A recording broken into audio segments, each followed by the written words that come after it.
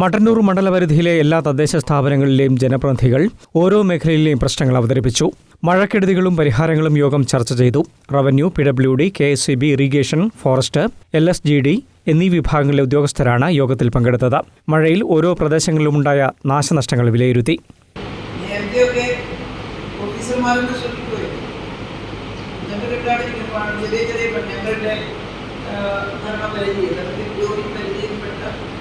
സ്ഥലത്ത് ഇങ്ങനെ ഒരു അപകടം പതിഞ്ഞിരിക്കുന്നുണ്ട്. അത് അടിയന്തരമായി വെട്ടണമെന്ന് പറഞ്ഞിട്ട് എക്സിക്യൂട്ടീവ് എഞ്ചിനീയറും അല്ലെങ്കിൽ ചീഫ് എഞ്ചിനീയറും സൂപ്രണ്ടിങ് എഞ്ചിനീയറും ഒക്കെ ചീഫ് എഞ്ചിനീയറോട് ആവശ്യപ്പെട്ട് അങ്ങനെയാണ് കുറേ ഫണ്ടൊക്കെ ചെറിയ ചെറിയ ഫണ്ടൊക്കെ വന്നത്. അതെല്ലാം ഇപ്പോൾ MLA നേരിട്ട് പറഞ്ഞാൽ ഇതെന്നുള്ള മണ്ണിൽ നിൽക്കുകയാണ്. ഒരു ശീലം വന്നിരിക്കുന്നു.